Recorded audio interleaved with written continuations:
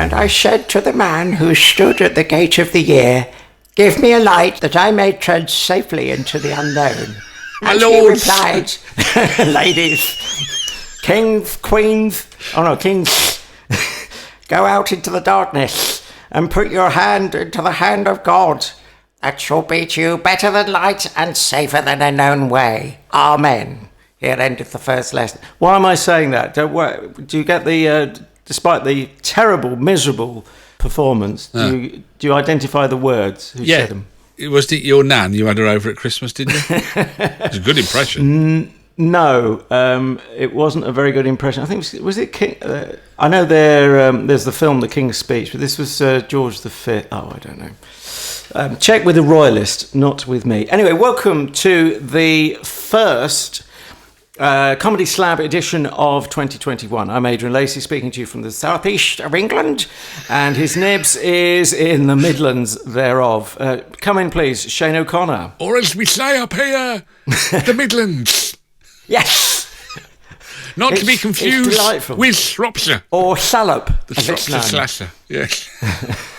Anyway, dare I ask, we'll sound like Smashy and Nicey, which, we've been likened to before now, so we might as well go with it.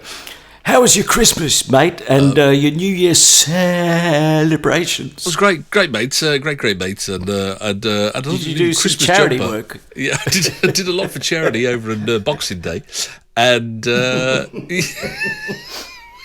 that's too good. That's why we got the sobriquet, the label. Smashy and Nicey. It was enough. It was all right. I hate. I mean, I know it doesn't bother you because you're like Spock. Vegan? You're a vegan, aren't you? And No, I'm veggie. That's it. Veggie. No, actually, I'm a pesky-tarian, very pesky. Because I hate turkey, and the missus loves turkey, so we constantly have this turkey fight every Christmas. Which did you have turkey feet like they did in Hancock? Turkey feet and chips, which presumably you just row about nut cutlets to you or something, or yes, nut feet. I don't know. Nut I feet don't ask and too many chips. questions. Anyway, as you rightly say, welcome to the new year.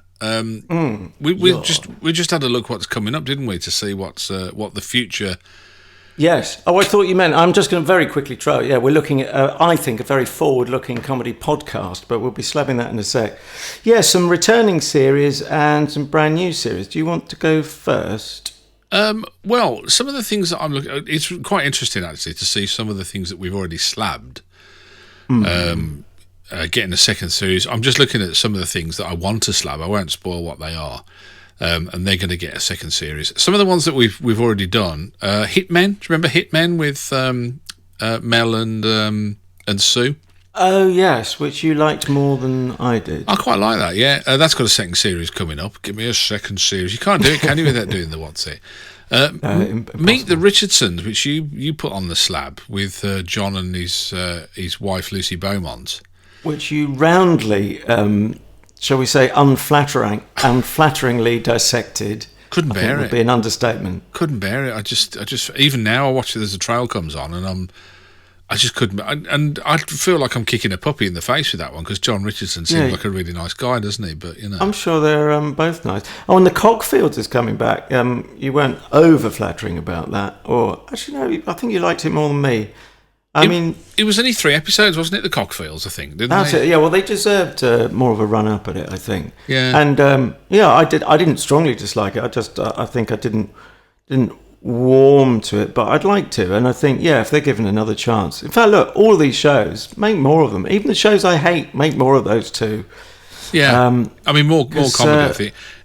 It's interesting because ITV said, "Oh, we're not going to make comedies." Remember that one of their controllers said, "Oh, we're not going to make." Oh, yeah, she didn't last, did she? No. And Kate and Cozy, which we watched, which was kind of it was okay, wasn't it? Really, it didn't going to set the world on fire, but that's got a second series coming back. And the one that I don't know whether I could watch the whole of series 1 yet, Staged. which was pandemic inspired, wasn't it? The Michael Sheen and they're on a Zoom call, or is it Skype? David Tennant, yeah. God, so what have you before I tell you the one that I'm really looking forward to, what have you picked out? Well, I've just lost the one I was going to major on, which is called, I'm buying time while my very slow search engine finds it, Two Doors Down. Oh, yeah. With Arabella Weir, who, of course, people will remember of a certain age from the Fast Show. I can't help just thinking of that, the woman in the makeup concession or whatever she is in the department store. Excuse me, what was that catchphrase? Do you mind if I point out something like that? And she'd say something outrageous to her customers. And then, it looks like a cast of thousands looking at the publicity shot. Should be interesting. It includes Dune McKeegan. I'm probably saying that wrongly, aren't I? You say it correctly. Dune McKeegan is how Steve Coogan pronounces it. So that's good enough for me. I'll go with him and you. Yeah. No, I'm not. But one or two, less known names to me, but others of our listeners and you might know them. But yeah, that looks like a quite a contemporary take on sort of neighbours become good friends, and by the look of things. Have you not seen that? I've seen it actually. I've seen a couple of episodes of that. Well, actually, it says started out 2001 Radio 4. Yeah. So it's made that long rocky road to the telly box via BBC Two onto BBC One now. By the look of things. Good year for Matt Berry coming up. He's got a second series of Year of the Rabbit and also Toast in America, which is I suppose that'd be interesting. Sorry, you were going to say? I was going to say, I suppose it's good news. It depends what it ends up like, doesn't it, really? Well, I have a difficulty imagining him in America, but that might be the very thing that works. The cultural differences might actually work hugely to his advantage. We don't know. You don't sound convinced. Well, I'm always a bit circumspect about these ones. You know what I mean? You kind of think, let's have a look, and I'll hold my breath and watch it through gritted teeth. That's no mean trick, I tell you. I thought you were going to say rose-tinted spectacles. You're going to love it that King Gary is back, your favourite. I saw that. It's didn't all want to mention good. it.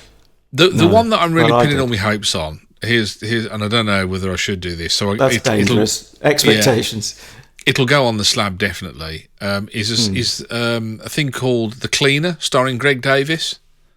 Oh, I saw the publicity shot, and I'm not a huge Greg Davis fan. I'm not anti-Greg Davis, and what do I know? His fans can easily overpower me in a darkened room. You're a bit more sympathetic, methinks. I quite like him. I mean, I really liked his... I was only watching it the other night, an episode of The In-Betweeners, and I really liked his teacher character in that. I really liked the one where he actually plays a teacher. He plays a lot of teachers, doesn't he, when I think about it? Which I guess was inspired by his role. Yeah, it's probably inspired by his role in The In-Betweeners. But this one, he's a crime scene cleaner, isn't he? Oh, right, I didn't know that. I was going to say, I'm just looking at yet another show of his, Safe Space, is going to be piloted. But sorry, I've changed show title in midstream. That sounds like a barrel of laughs, doesn't it, really, cleaning up crime scenes? Well, yeah. I mean, but he does do deadpan, doesn't he, really? He's... You know, that's the thing that he does. He does it so well. I can just see him in that kind of scenario, and to me, that's one that I kind of think, actually, I would look forward to seeing that one. It's going to be on BBC One by the look of it. Have you got a standout one for the coming year? I don't think one stands out. I really do think just the more the merrier. I know it's not quite, like buying lots of lottery tickets, you increase your chances. Am I allowed to mention Alan Partridge? I know he gets lots of name checks, but very quickly, because he's got a different expression, again in the publicity shot, staring out of my computer screen at me. Alan Partridge's British History. I'm just intrigued by the look he's giving, which you don't normally see Alan Partridge attempt a serious look like that. Right. I'll say no more. I've been silenced on the Alan Partridge thing. I've over-partridgeized. So, moving swiftly on before we're taken off, as it were. Yes, health warning, or rather age and sensitivity warning, as I said last week with the show we're putting on the Slab. This, for me, is just fantastic, but do not listen if you are offended. Do not listen to the podcast. I mean, we'll keep it fairly clean. If you are upset by swearing, you won't like Kim Noble's Futile Attempts, in brackets, at Surviving Tomorrow. This is edition 2, We Are Not God. So I suggest it's also religious sensitivities and sensibilities might get roundly upset. So don't make things difficult for yourself, and don't forget I did warn you. And so miners and other people in manual jobs probably shouldn't listen. Oh, bum. Nice to dust that one off again. Probably shouldn't listen to the podcast itself, but you can. We'll keep this as clean as we can, won't we, Shane? Yeah, are anyway. If you absolutely. Excuse my expression. I'm generally. I know loads of shows pretend to have a jeopardy to them, like I'm a celebrity, get me out of here. They're not going to kill a celebrity, are they? You couldn't get the insurance for it, so the jeopardy is fake. Here it's genuine. I don't know if anyone's going to die over this, but I'm genuinely intrigued as to what my comedy slob partner, Shane, is going to make of this, because it is, for me, it landed like something from another planet. You might listen to it and think, oh, it's a bit like that and it's a bit like that. But for me, I think this is breaking new ground. So Kim Noble is... he's described... I thought it was a joke at first, but actually I think he does describe himself in some... or to some degree, as a performance artist. So he doesn't even sell himself as a traditional comic. But this most definitely, for my money, qualifies for a place on the Comedy Slab, because it really is LOL. I was laughing out loud in the most unlikely places. And some of it, in spite of myself, I was getting a bit upset with the amount of swearing. And I thought, oh, that's a bit lame. And then there's bits where I just laugh precisely because of the swearing or the context of the swearing. So that's bizarre. Anyway, so there's a trailer. There's episode 1, I confess I've heard already, which is bending the rules of the Slab a bit. That was about him saying sorry and going back to people from his past and apologising. There's a recurring theme of a sort of struggling for a religious, I don't know, a sense of purpose. Or there's a psychological and almost philosophical quest. Now, that makes it sound very unfunny, but the way he does it is, it's quite unique. I think probably the quickest way is to play you a clip right from the very top of this edition. As I say, it's called We Are Not God, which is an expression actually features later in the show. You won't hear it in the clip, but let's see what you make of this. We start off, I believe, on location, and he's got a rather interesting question to ask of a gentleman in religious garb, I think I can describe it as. Excuse me. Who do I see about going underneath the altar? Sorry? Who do I see about going underneath the altar? I don't think you can do that. No? No. Because it's quite echoey in here. No, I don't think that's possible, I'm afraid. No? No. But you understand I think the sound might be a bit more deadened underneath there. It might be, but that's the place for the priest. You need to ask him. Oh, okay. Is that the priest in there? It is. Thank you.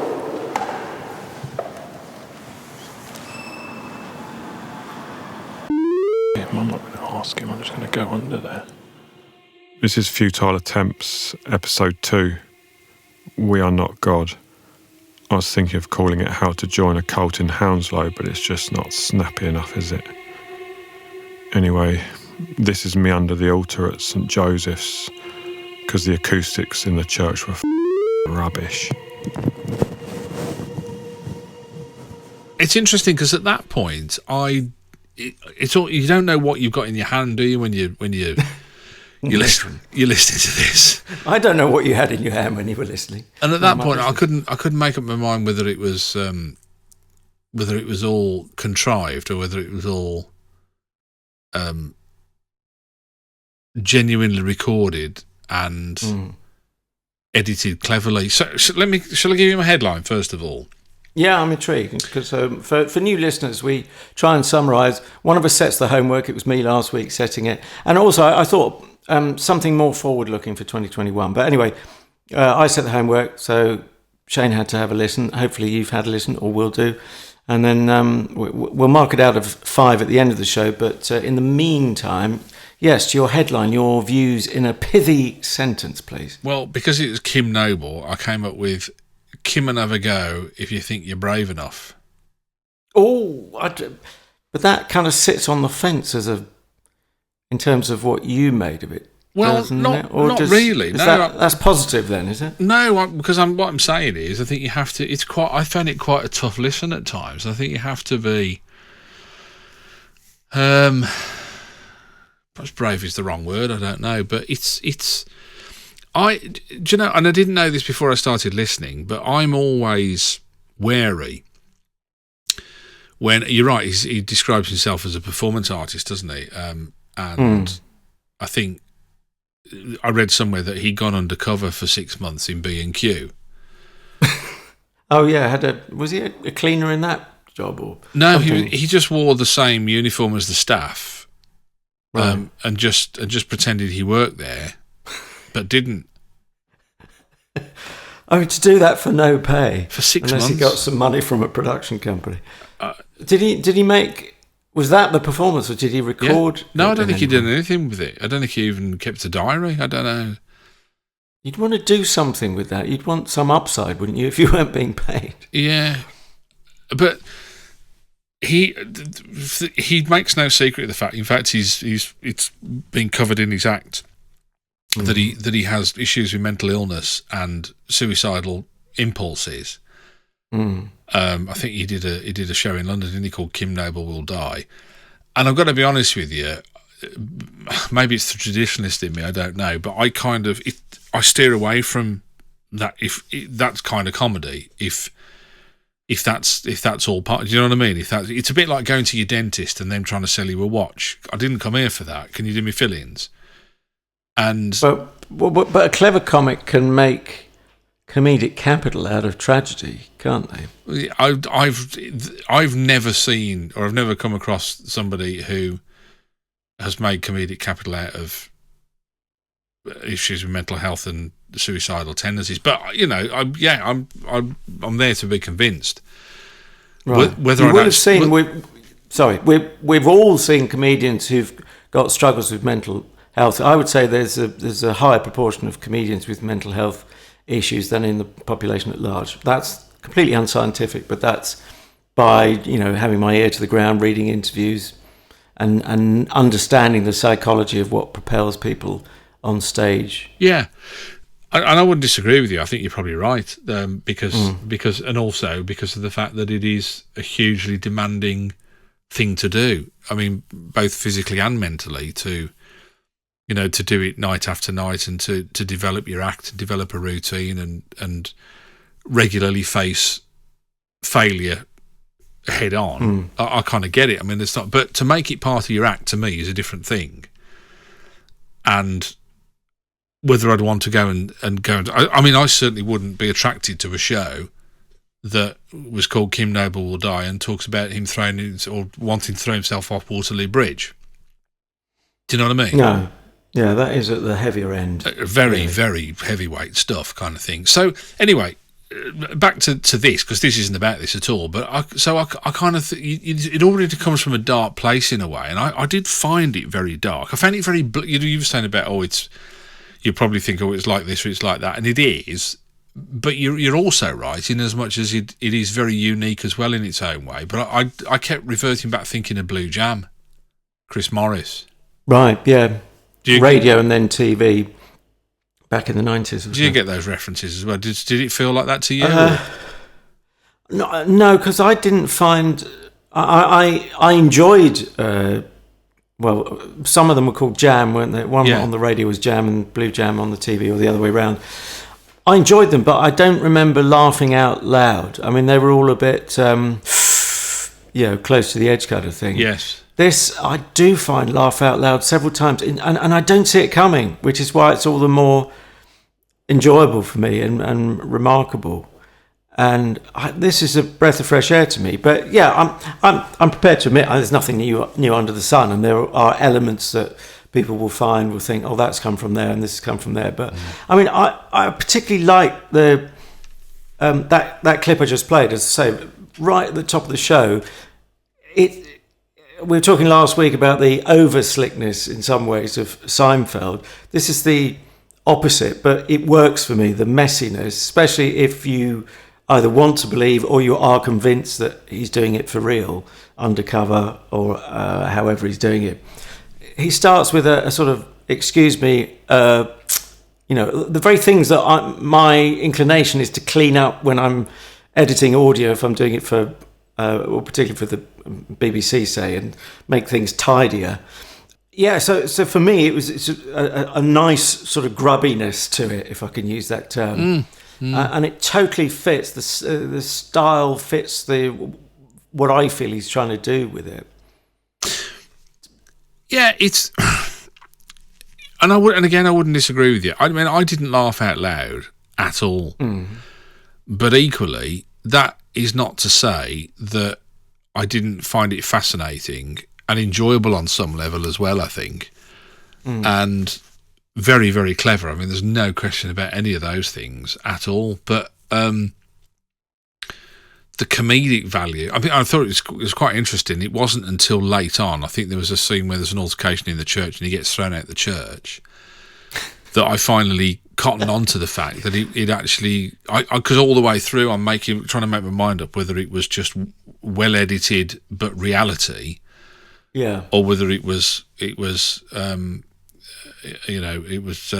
something that had been rehearsed and they were actors or whatever. And I only realised it was the latter as I got to that scene, and I thought, oh yeah, that is a bit too obvious. The reaction was a bit too obvious for me, and I realised, and in a way I was kind of disappointed, because it would have been even cleverer if he'd have recorded reality. And then, do you think it's all constructed then? Is that your decision? Yeah, I felt it was by the time, and then when I listened through again, I kind of thought it felt like that's what I was listening to. Why you didn't? Well, what intrigues me is that every last bit of it could be constructed. And there's a bit of a clue in the previous episode, which I didn't put on the Slab, but you might want to listen to. But then again, by the sound of things, you may not. I would encourage our listeners, though, to give it another go if they're not completely sold. Julian Barrett appears in the first edition. I don't know if you saw that in any of your web searchings. In fact, I listened to the first edition by mistake for about 5 minutes. A happy accident, I would say. Well, it was an accident. I'll call that a happy accident. Anyway, so that's a giveaway, isn't it? When a named actor, of course, we were talking about Mighty Boosh just the other week, or a few weeks back now, and he's one half of the Boosh. But so that's a giveaway. But then I find in every scene there's that question: is this real? Is it constructed? I'm prepared to believe it's a mix, but with the greater proportion being reality. But then I do find myself asking him, how he got away with it in legal terms. From what you're saying, you're accusing him, in quotes, of casting an actor to play his mum. No, not necessarily. I mean, it could have been his mum, but he could have said to his mum, "Can you say this?" Or "This is what we're going to talk about." I mean, I don't think it's scripted to that degree. What I'm saying is that's the Towie way, isn't it? The only way is Essex, where it's constructed reality, which is the ultimate contradiction. Yeah, but I did feel that was his mom. To be honest with you, I mean, that was the feeling I got. It felt like that felt like reality. But the conversation, is. I suppose is a setup rather than scripted. So okay, we're going to talk. This is roughly what we're going to do, and we'll ad lib around this particular thing, which it doesn't stick out like a sore thought. I mean, to me, this was all very minor, and the more enjoyable end of it, I found it very dark, and very difficult. It was really hard to listen to, I thought. Oh, see, I was again. We're chalk and cheese. I was really looking forward to the second listen because there are a number of shows, usually when you've picked them, where and you could say the same of me and my picks over the past year or 2 years, indeed. Where there's a feeling in the pit of your stomach, isn't there? I think you felt that with, sadly, for another show I love, but you didn't. Rob Newman's Half Full Philosophy Hour, for instance. That feeling that, have I got to listen to that again? But I really relished a second listen because I could just, it was like stretching out your legs and thinking, right, I'm going to hear all the details that I might have missed last time. I can really focus on this time. There were. I see. It was different. It was a different feeling from the Rob Newman thing. It was more. That was more of like, it's a drag. I've got to listen again. But I just felt that like I say, that it was really hard to. I felt drained by the time I'd finished listening to it. I don't know why. I remember. Sorry, had you read this stuff about him and his suicidal thoughts before your second listen, or even your first listen? No, that was after that. But I remember thoughts popping into my head about how old is this guy, and the life that he's living, and how has he ended up being, living the life that he's living. I suppose is the best way I can describe it.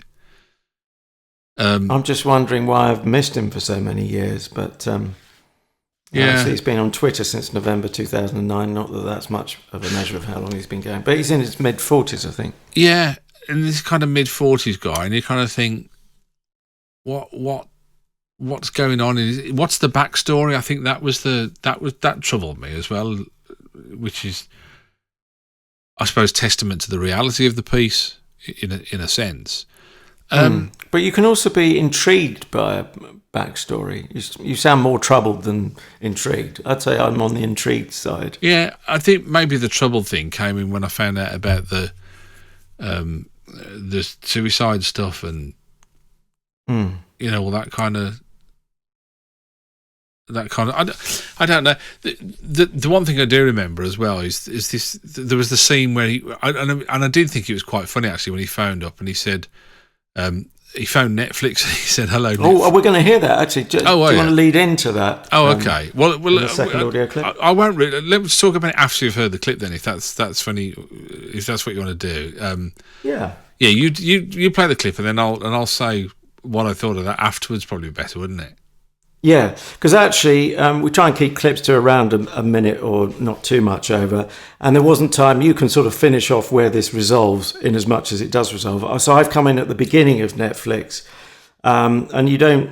Well, he kind of talks us through it. We've come out of another scene, and then we gather there's a kind of a phone call with someone at Netflix. We find out who she is. Well, you're going to help us with that, I think, afterwards. Hello Netflix, Kim Noble here again. I'm making a podcast like every other loser, but I've actually got really high ambitions. What's going on today? Are you having trouble with Netflix? What's happening? I've got involved in this kind of spiritual cult, and Anish says that all energy on the planet flows through this guy called Mr. Jacobs, and I'm not sure if that's true or not. I have no idea, sir. Well, I'm actually due to meet him. And I'm quite nervous, but I think it could just make a great 10-part documentary series. Because your stuff always just looks so beautiful, and I'm quite good at iMovie. I honestly, sir, we have wonderful documentaries, but I have no idea what you're talking about a cult. Well, if you just kind of picture it. No, go on, do it for me. Imagine an autumnal morning. No. Long crisp shadows. A suburban street. The colours unsaturated in the grade. I mean, the production that goes into this, the producer is Benbrick. That sounds like a rap artist or something, doesn't it? Yeah, or performance artist or something. But I mean, there was one point, it could have been there actually, where they start cutting up the words and they're in sync with the music, and you kind of think the work that's gone into this is just phenomenal, isn't it? Did you pick up on the? We'll let you finish the Netflix thing in a sec, but there's a point where because he gets involved in this cult, as he's mentioning there, the Hounslow guy, Mr. Jacobs. Yeah. And then Mr. Jacobs coming around, and he wants to hoover up before And the Hoover, you hear the engine like that, and then the music echoes it. It's a beautiful sort of echoes of it. Yeah, yeah. He kind of lays he lays the vacuum in over the synth, and it's just it's stunning, isn't it? The audio work on it. Yeah. But what did you want to say about this Netflix sequence? I said it was the church, but actually the Netflix sequence was the bit where I realised that it was all set up. Because I mean, she quite obviously she was an actress. I think so. Yeah, definitely. I definitely didn't think why? She was. Why does she have to be? I don't think she was American. I thought that. To be honest with you. You weren't convinced by the accent? Then? No, the accent, the speech patterns, the whole thing just didn't ring true at all. Oh wow! Yeah, maybe I'm gullible. Someone told me I was, and like a fool, I believed them. What could you do? You had no choice. Seemed rude not to. Exactly. I did like that. I mean, I thought the line that he started with, "Hello Netflix, it's Kim Noble again." That says it all, doesn't it? Was just excellent because then your mind is racing. You're thinking, what the hell else has he found? Where's the again? What was the previous call? And who does he think he's talking to? How regularly does he do this? It's all those kind of things that are all unspoken. It's so very clever. Yeah, I think. But for me, I mean, as I say, the other side of that conversation kind of let it down a bit because I just thought, I know that is just so obviously not, not Netflix. It's contrived again, but But to me, it almost doesn't matter. I wouldn't care either way because what they've created is something intriguing, and I repeat, made me laugh out loud. But I really don't care. If every person was an actor, I wouldn't think that was terrible. If no one was an actor, and that wouldn't upset me either. Well, the only reason that it did, and the best way I can describe it, is because I was having this tussle in my head about whether it was or whether it wasn't. It was a bit like watching a magician at the end going, "Oh, and there you are, and this is how I did it. I'd actually got a chicken at my jacksie or whatever." Do you know what I mean? It was that kind of that reveal that I didn't want. I wanted to come away from it thinking, well, I still don't know about this. I'm still really quite intrigued. But that kind of, for me, that and the bit in the church a bit later on kind of killed it all stone dead and left no doubt in my mind. But are you sure that the cult in Hounslow, Mr. Jacobs and Anish, who were referred to in that second clip, do you not think they're genuine? No. I actually Googled several terms to do with that just to find out whether Mr. Jacobs, Hounslow. Yeah, whether there was cult Mr. Jacobs, Hounslow, and all these kind of thing. But again, at the start, I did. By the end of it, I didn't. All right. It doesn't worry me either way, but I suppose in a sense that makes if it is acting, then it's all the more remarkable. Or I'm all the more gullible than I thought I was. I just kept putting all these terms in, and all I just kept getting pictures of lemon drizzle cake. So I don't know. Oh, that was fantastic! Running gag about lemon. See, you can't take from that whether that's scripted or unscripted. Lemon drizzle cakes are of their very nature funny, especially when you put them before a sort of religious. Spiritual leader in Hounslow. I think he lives in a bungalow as well. He did handle that quite well as well, didn't he? You know, the fact that the thing that troubled him about his meetings with this cult or religious person or whoever it was that why he kept turning down his lemon drizzle cake, and each one's more moist than the previous one.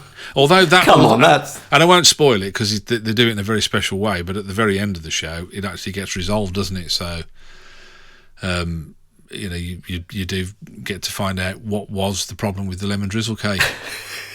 So it's I'll give it that. It is unique and it is beautifully crafted. I did love the phrase as well, and I don't know whether it's kind of the Alan Partridge thing, but I did love the phrase all the way through. What was it? I'm doing a podcast like every other loser. Yes, which a very wry smile crossed my lips at that point. Which I just thought is just fabulous, and it is, isn't it? I mean, that's like everybody and his dog is doing a podcast now. So, Yeah. And it is such Even a the broad dogs doing the church. podcast. But I can guarantee you'll have never heard one like this. And I think you have to give Kim Noble credit for that. Is that he's taken the medium and he's really stretched it and elongated it and changed the shape of it and changed the terms of reference, hasn't he? Don't you think? Oh yeah, and everyone's going to have to up their game, and especially is the whole package as well, the mixing, the sound treatment, sound design, music, as you say. And we should credit the overall production company, which is Novel. They're obviously ones to watch if they can produce something of this quality, I think. Caliber, yeah. Caliber, indeed. Yes. Is it time to put some numbers on it, what we're talking about? It is, on the scoreboard. And I guess I should go first. And undaunted by the fact that you've made me query yet again how much is constructed, and in your world it seems to be everything. But then perhaps you don't believe in reality, or you can see through that. You can probably see through me. But I want to give it... start the new year as you mean to go on. I want to give it a whopping 4.5 out of 5. Wow. Because I think it's just changed the terms of reference, and it's a delight. And even as a Unitarian, well, already I've had to listen. I was forced to, but I was obliged because I was hooked to listen to 3 episodes in total. But that's cheating a bit because episode 0 is a trailer. But I will stick with it, and I can't wait till the next one. For me, I don't know if I'd go back to it. I really don't. I'd have to be feeling particularly brave, I think. I don't. On a good day when it's sunny. If you do listen to it, here's my advice, and because I know not everybody does that. If you do listen to it on headphones, because I think you will get so much more out of it. Oh yeah, because it is. It is theatre of the mind, isn't it? The old cliche about radio, but it really is that. It is a hugely immersive audio experience as well as everything else. So for that, immersive. Definitely, yeah. Unfortunately, though, I can only knock it up to a 2.5 for me out of 5. I thought you might just edge into 3 territory. Do you know, I would have done, but there wasn't a lot to laugh at, I found. And I'm always reluctant with comedy where there's not a lot to laugh at to kind of give it, bigger scores than that, really, because that's really kind of what you want it to do, isn't it? First off, is you want to be able to. Now you got a lot out of it quite clearly, but I just, for me, it didn't float. But that, as we've often said, could be more to do with me than it is to do with the podcast. Something wrong with your boat. Maybe it's sprung a leak. Yeah, something wrong with my boat, mate. It's always looked like this. Your boat race. But have a listen. I would. If somebody said the difference is, I would give it 2.5. But if somebody said to me, "Would you recommend it?" I would say yes.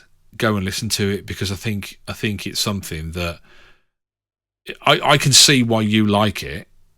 But it just didn't work for me. But and it didn't connect with me. But I wouldn't discourage people. I think it's something you should go and try, definitely, because it is so innovative. Yeah. Oh well, we can agree on that. Good call, though. Good call. I got a hats off to you for finding not bad it for the first of the year, is it? No, finding it and recommending it. So I'm going to feel really bad now when we do Love Thy Neighbour next week. So, with my shaky schoolboy maths, you 2.5, me 4.5, 2 halves make a whole. Take away 1, carry on. That's 7. Put the 4 down, carry the 3, yes. And carry on. 7 out of 10, yeah. What's on the slab of shame or fame next week, dear boy? I thought, January and all that, I kind of thought it's a time for resolutions, isn't it? People say, I'm that's it for me and the demon drink. I'm not going to drink anymore. I'm not going to drink. You and your purple. I'm not going to drink any less, but I'm not going to drink any more. and I started thinking about alcohol. And then something popped into my head about something I'd seen a while ago that I thought, I'd seen the trailer for it, and I thought, we must put that on the slab. Not Cheers, is it? No. It's a lot more literal and a lot more real than that, actually. Talking about reality, how do you like your reality? Here's an interesting mix.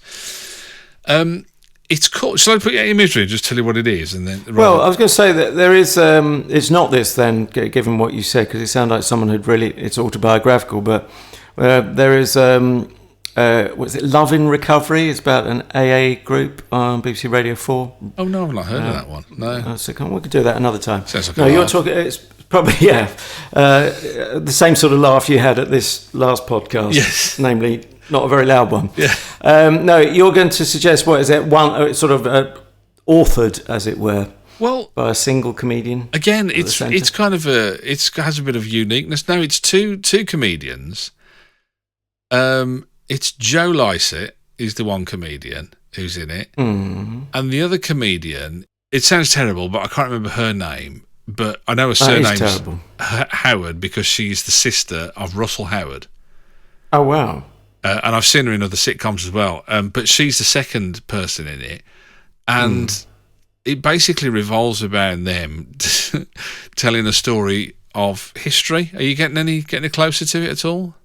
No, you're going to have to lead me the whole way, darling. All right. I think it's originally an American idea. It's called Drunk History.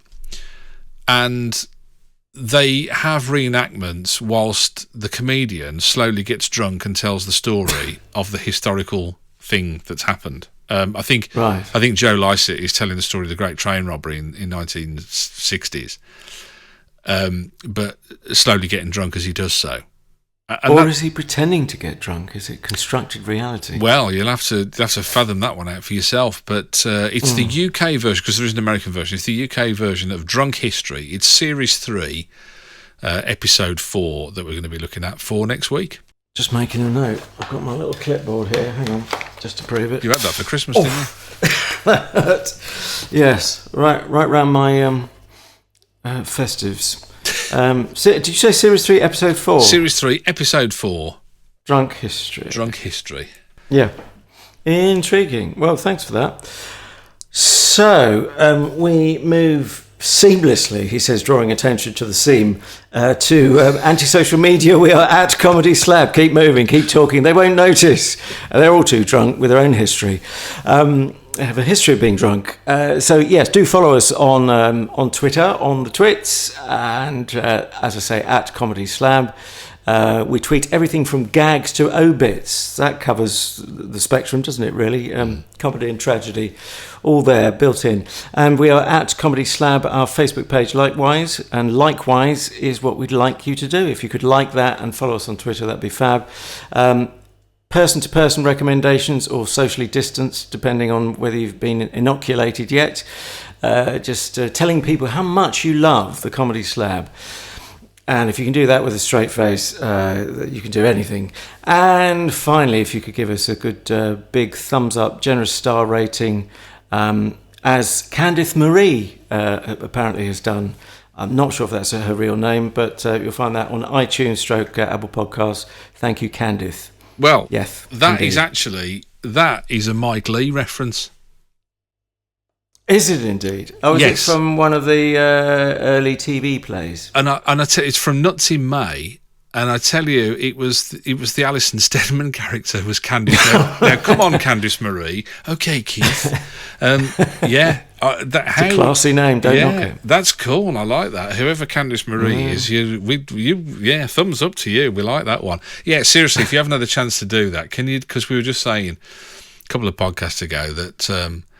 It's something that we never really bothered about, and if you could put a couple of lines in as a review, that would be great as well. You know, saying one of them gets on me wick and the other one I'm not really keen on either. but I like the bald one. Yeah, oh, no, I like the one with glasses. But yeah, we'd really appreciate it. Don't forget we're on Spreaker, Stitcher, iHeart Radio. A lot of people are saying how easy it is, and they quite like to have a listen on Spotify as well. So. Another way of getting it, we're on YouTube as well. And if we're not somewhere that you want us to be, let us know and we can sort that out probably as well. So that's it for this episode. I don't know whether next week, just as a bit of an edge, because we're doing Drunk History and the comedians slowly getting drunk as they do it, maybe we should just slowly get drunk as we do the podcast. Trouble is, I don't get slowly drunk. I'm fine, and then the next sip, I fall off a cliff. Which Even might better. be entertaining for you to watch. I thought you'd say that. Yeah, well, that might be my futile attempt at surviving tomorrow or next week. We'll give it a whirl, though. Mine's I think I'll have a chocolate Baileys. Oh. Is there such a thing? Well, I'll have a baby sham.